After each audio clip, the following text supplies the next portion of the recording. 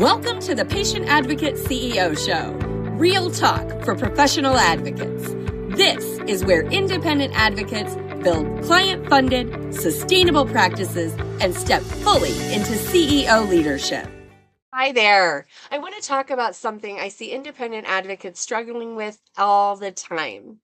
There are moments in this work when you're going to feel stuck, not because you lack skill, not because you don't care, but because you're caught between helping and leading, between doing good work and operating as the decision maker of a real practice.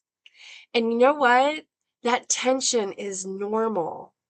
And today we're going to address it directly. Today I want to walk through 3 professional shifts that are going to absolutely change how your advocacy practice operates. These are not mindset exercises. They are structural, practical changes that you can implement in your practice. Here's what we can cover. First, I want you to understand your role as the decision maker. Second, I want you to understand that building clarity and authority around pricing and offers is going to make a difference. And third, operating alongside others through alignment and shared standards. So if you're building an independent, client-funded practice, these 3 shifts are going to remove friction and replace it with direction. So understanding your role as a decision maker. Let's start here. Most advocates are trained to respond, to assist, to help, right? But running a practice requires decisions. You're not operating as an assistant to the system. You are the CEO of your advocacy practice. That means that your role is not to wait. It's to decide. So what can you do this week to help make this shift? I want you to sit down and map out your decision points. Ask yourself, what decisions do I make daily or weekly inside my practice?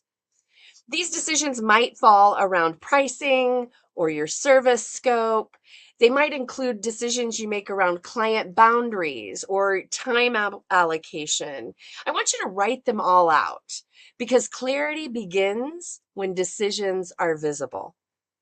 Next, let's talk about pricing.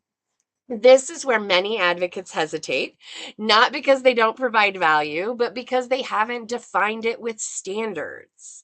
And here's what I want you to hear. You do not need permission to price your work professionally. Now, how do you work this in this week? I want you to create a simple pricing framework. Just a real simple list, a list that contains your service, the outcome the service provides, and the value it creates for your client. This isn't about justifying your pricing. It's about getting clear on why your pricing is the way that it is. Because when you can articulate what you do and why it matters, confidence follows.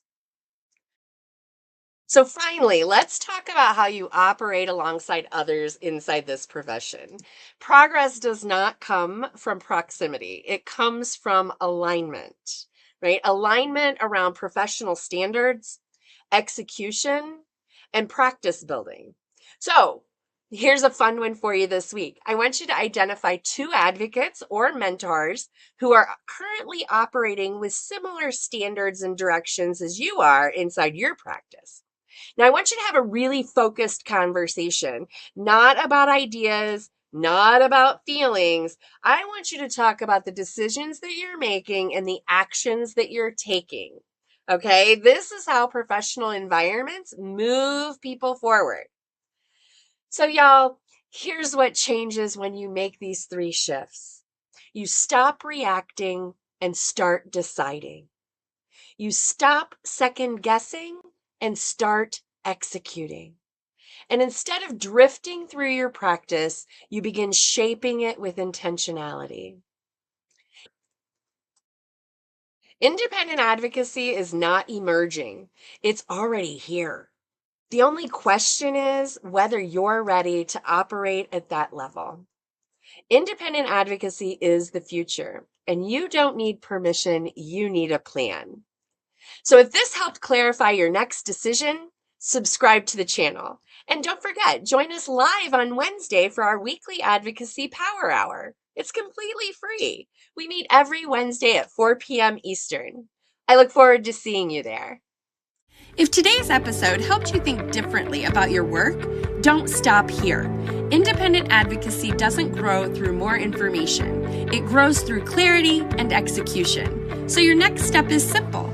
Join us inside the weekly Advocacy Power Hour for free practical training every single week. All the links are below.